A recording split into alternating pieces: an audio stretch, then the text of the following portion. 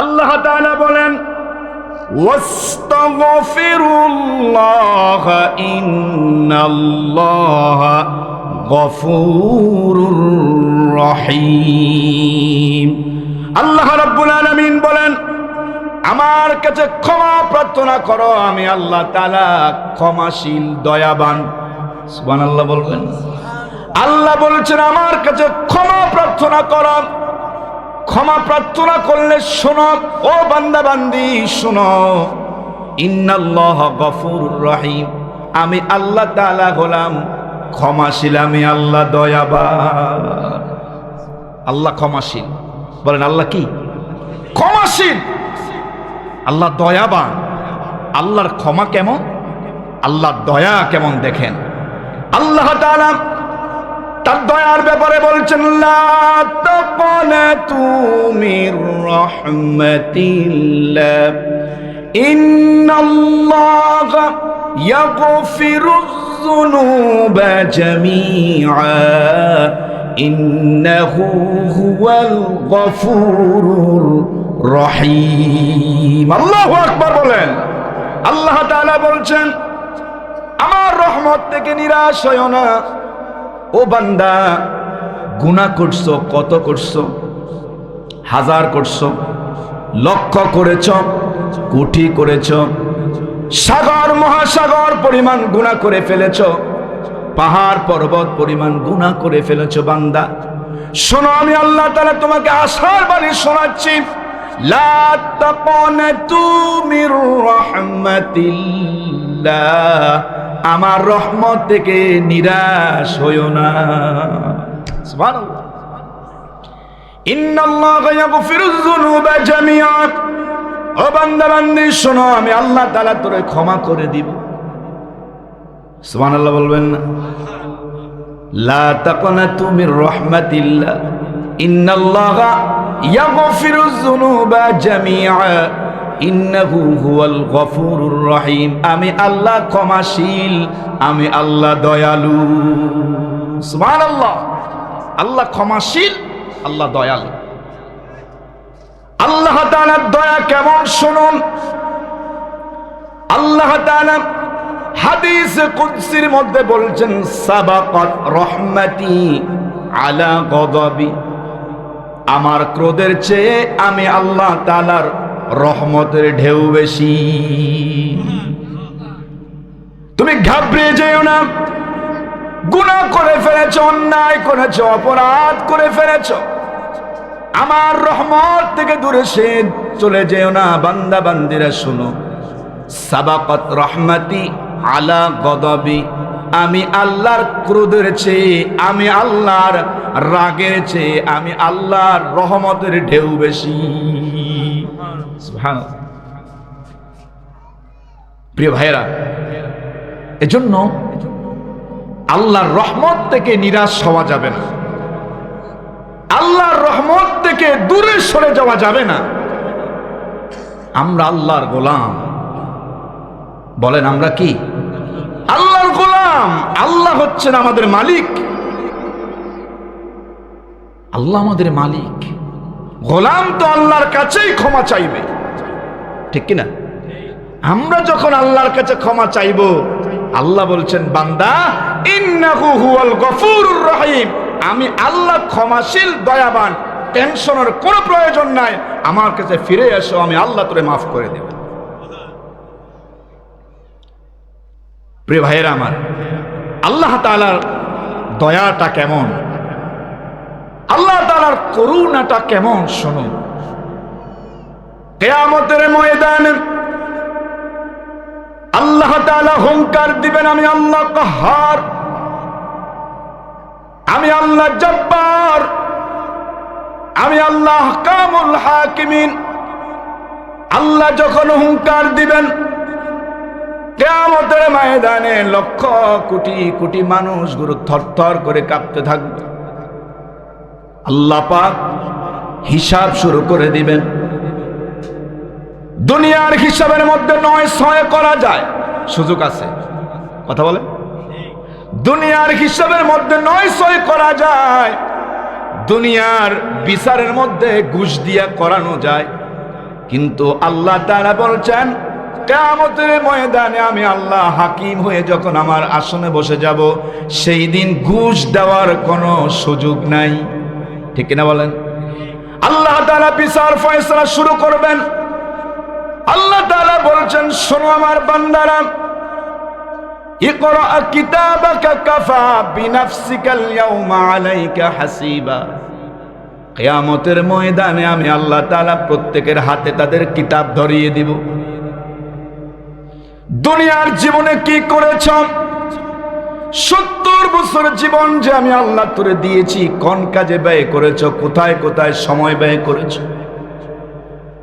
দুনিয়ার সারা জীবনের যত কাজ আছে, কর্ম আছে, ক্ষুদ্র থেকে ক্ষুদ্র, বড় থেকে বড়, সব কিছু যিনি রেকর্ড করেন তিনি কে? আল্লাহর রাসূল বলেন, মাদ্দাল বাসর। সেই কিয়ামতের ময়দানে আল্লাহ যখন কিতাব হাতে উঠাইয়া দিবেন, ওই কিতাবের পৃষ্ঠাগুলো কত বড় বড় হবে। নবী বলছেন, মাদ্দাল বাসর, এক একটা পৃষ্ঠা এত বড় হবে, চোখের দৃষ্টি যত দূর যাবে, কিয়ামতের দিন বান্দা বান্দির আমল নামার কিতাবের এক একটা পৃষ্ঠা তত বড় হয়ে যাবে। জীবনের এমন কোন ক্ষুদ্র থেকে ক্ষুদ্র, বড় থেকে বড় পর্যন্ত কোন কর্মে বাদ যাবে না। আল্লাহ পাক হিসাব শুরু করবেন।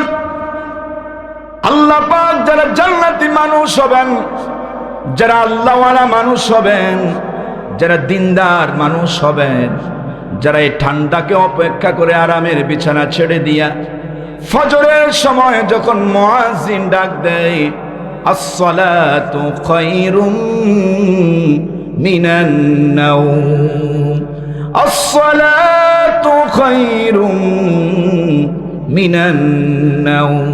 ঘুম থেকে নামাজ ভালো। ঘুম থেকে কি?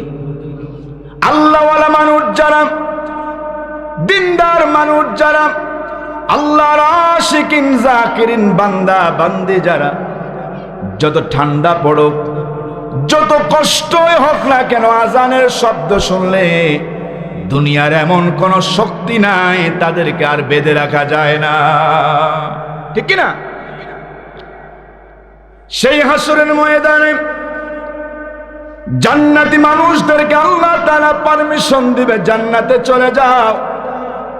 জাহান্নামীদেরকে আল্লাহ পারমিশন দিবেন, জাহান্নামে চলে যাও। দুই ব্যক্তি জাহান্নামের দিকে যাবে। আমলনামার মধ্যে গুনার কোনো কমতি নাই, এত বেশি গুনাহ, এত বেশি গুনাহ।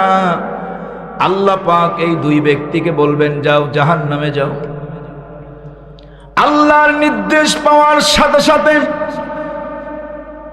এক ব্যক্তি এত দ্রুত গতিতে জাহান্নামের দিকে দৌড় দিবে, আর একজন ব্যক্তি জাহান্নামের দিকে এক কদম যায়, আবার পিছনের দিকে ফিরে ফিরে আবার তাকায়া তাকায়া দেখে।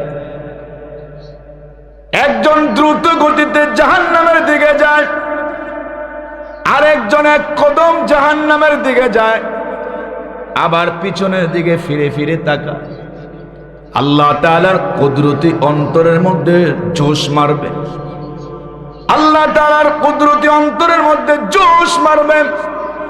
আল্লাহ রাব্বুল আলামিন ফেরেশতাদেরকে বলবেন, ফেরেশতারা আমার দুই বান্দাকে আমার কাছে নিয়ে আসো। আমি তাদেরকে জাহান্নামের ঘোষণা দিয়েছি, নির্দেশ দিয়েছি, তারা জাহান্নামে যাবে। কিন্তু একজন দ্রুত গতিতে জাহান্নামের দিকে চলে যাচ্ছে, আর একজন সামনে এক কদম যায়, আবার পেছনের দিকে ফিরে ফিরে কি তাকায়। তাদেরকে আমার কাছে নিয়ে আসো। আল্লাহ রাব্বুল আলামিনের কাছে নিয়ে আসা হবে। আল্লাহ রাব্বুল আলামিন ডাক দিয়ে বলবেন, বান্দা, তোমাকে না আমি জাহান্নামের নির্দেশ দিয়েছিলাম? তুমি কি জানো না জাহান্নাম বড় কষ্টের জায়গা, জাহান্নাম বড় ভয়ানক জায়গা? তুমি কি জানো না? কো আল্লাহ জানি। আল্লাহ কয়, বান্দারে, জাহান্নাম দে আগুনের জায়গা তুমি জানো নি? কো আল্লাহ জানি। প্রিয় ভাইয়েরা আমার, মা বোনেরা আমার, কান লাগান।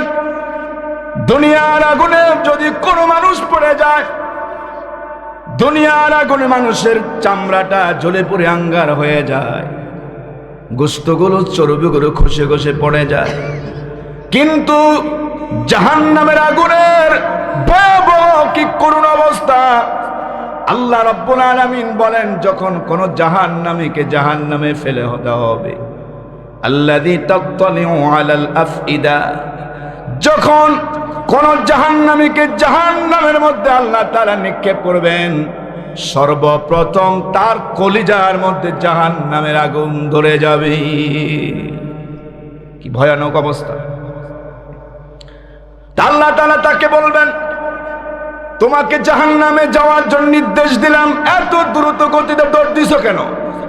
তুমি কি জানো না জাহান্নাম বড় কষ্টের জায়গা? কো আল্লাহ জানি। আল্লাহ কয়, জাহান্নাম আগুনের জায়গা তুমি জানো নি? কো আল্লাহ জানি। আচ্ছা থামো। দ্বিতীয় ব্যক্তিকে আল্লাহ তাআলা প্রশ্ন করলেন, তুমি কেন জাহান্নামের দিকে একটা কদম যাও, আবার পিছনের দিকে ফিরে ফিরে কি চাও? তোমাকেও তো আমি নির্দেশ দিয়েছি জাহান্নামে যাওয়ার জন্য, তুমি একটা কদম সামনে যাও, আবার পিছনের দিকে ফিরে ফিরে চাও, কি চাও? ও আল্লাহ, আপনি যদি পারমিশন দেন কথা বলতে পারি। প্রথম ব্যক্তি বলেন, আল্লাহ আপনি যদি পারমিশন দেন কথা বলতে পারি। আল্লাহু আকবার বলবেন না? আল্লাহর পারমিশন ছাড়া সেই দিন কথা বলার কোনো সুযোগ। আল্লাহ তাআলা প্রথম ব্যক্তিকে বলবেন, ঠিক আছে তোমাকে পারমিশন দিলাম, কেন তুমি জাহান্নামের দিকে দৌড় দিছো, কি কারণে দিছো বলো?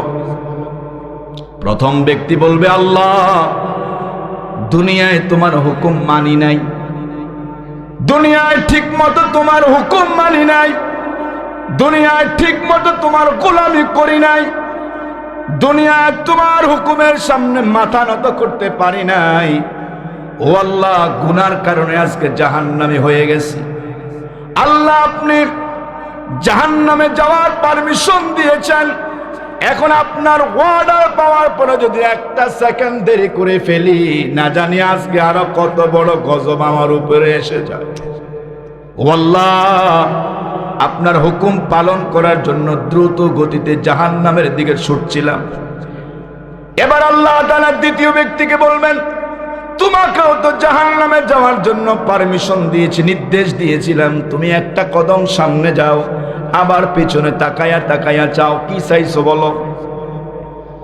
দ্বিতীয় ব্যক্তি বলবেন, রব্বুল আলামিন দুনিয়ায় তোমার নাম শুনেছিলাম গফুরুর রহিম।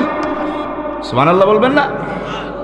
আল্লাহ দুনিয়ায় তোমার নাম শুনেছিলাম গফুরুর রহিম, তুমি ক্ষমাশীল দয়ালু। আল্লাহ দুনিয়ায় অপরাধ করার কারণে আজকে জাহান্নামের বাসিন্দা হয়েছি। জাহান্নাম বড় নিকৃষ্ট জায়গা, জাহান্নাম বড় খারাপ জায়গা জানি আল্লাহ। জাহান্নামে গেলে কলেজাটা জ্বলে পুড়ে আঙ্গার হয়ে যাবে সেটাও জানি, কিন্তু বারবার তোমার কুদরত চেহারার দিকে ফিরে ফিরে চাই, না জানি আল্লাহ তোমার না একটু মায়া লেগে যায়। প্রিয় ভাইয়েরা আমার, এই দুই ব্যক্তিকে আল্লাহ তাআলা ডাক দিয়ে বলবেন, শোনো,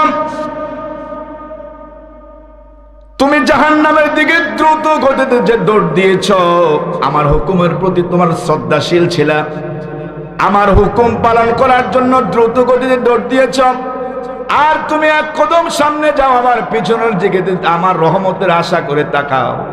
এই দুই ব্যক্তিকে আমি আল্লাহ আমার দয়ার কারণে, রহমতের কারণে তোমাদের দুইজনকে মাফ করে দিলাম।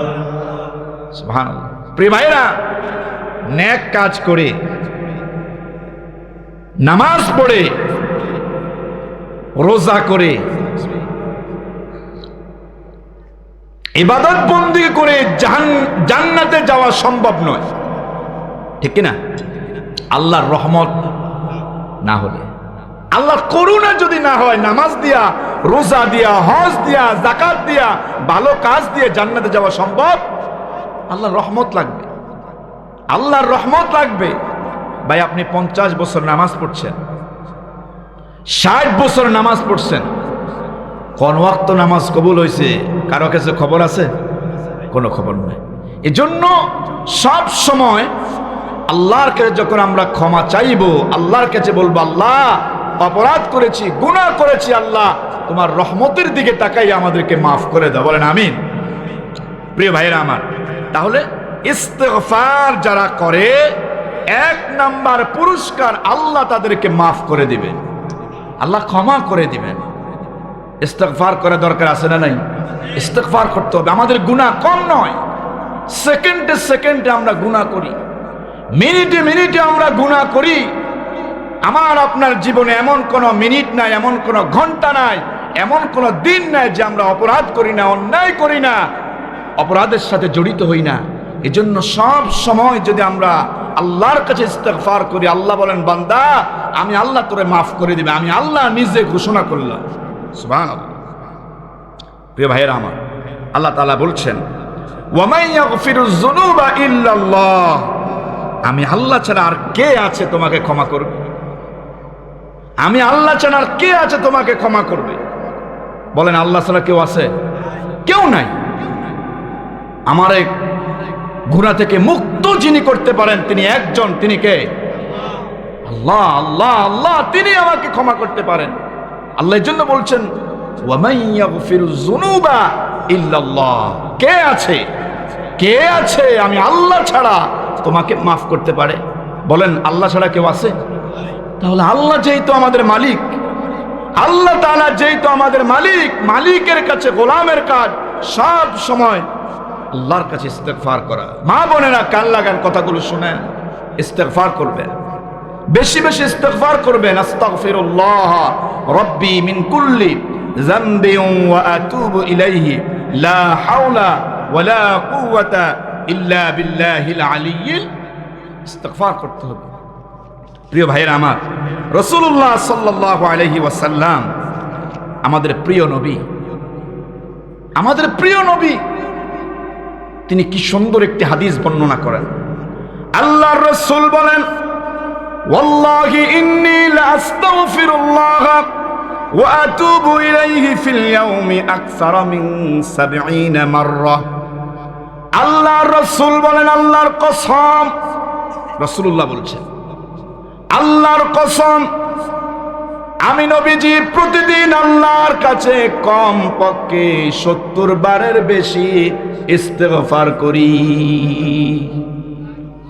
প্রিয় ভাইরা, নবীজি বলছেন ওয়াল্লাহি ইন্নী লা আস্তাগফিরুল্লাহ ওয়া আতুবু ইলাইহি ফিল ইয়াউম আকসারা মিন 70 মাররা। আল্লাহর কসম করে নবীজি বলছেন। নবীজির কোনো গুনাহ আছে? আসতে বললেন গুনাহ আছে? নিষ্পাপ নবী, বেগুনাহ নবী, ওই নবী বলছেন আল্লাহর কসম আমি প্রতিদিন 70 বারের বেশি আমার আল্লাহর কাছে ইস্তিগফার করি। নবীজি যদি 70 বার করেন, আমাদের কতবার করা দরকার? অথচ মুসলমানের সন্তানেরা দিন চলে যায়, রাত চলে যায়, সপ্তাহ চলে যায়, মাস চলে যায়, বছর চলে যায়, মনিবের কাছে মস্তক অবনত করে ইস্তিগফার করে ক্ষমা চাওয়ার সুযোগ পায় না। এমন মুসলমান আছে না নাই? ভাই কি নিয়ে রওনা দিছে? কি নিয়ে রওনা দিলেন কবরের দিকে? কি নিয়ে রওনা দিলেন? সুখে থাকলেও দিন যাবে, কষ্টে থাকলেও দিনটা যাবে, গরিবী হালাতে থাকলেও দিন যাবে, কোটিপতি হলেও দিন যাবে, অসুস্থ হয়ে হসপিটালে বেডে শুয়ে থাকলেও দিন যাবে, আর আরাম আয়েশে 10 তলা এসির তলে থাকলেও দিন যাবে। ঠিক কিনা বলেন? এজন্য সময়টা মূল্যায়ন করতে হবে। নিষ্পাপ হয়ে আল্লাহর কাছে যেতে হবে। নিষ্পাপ হয়ে যদি আল্লাহর কাছে যেতে পারি, মাটির কবর মাটি থাকবে না। আল্লাহর রাসূল বললেন নিষ্পাপ হয়ে যদি ঈমান নিয়ে কবরে যেতে পারো, মাটির কবর মাটি থাকবে না, মাটির কবর আল্লাহর জান্নাতের টুকরা হয়ে যাবে। প্রিয় ভাইরা আমার, এই মাটির কবরটাকে যদি জান্নাতের টুকরা বানাতে চাই,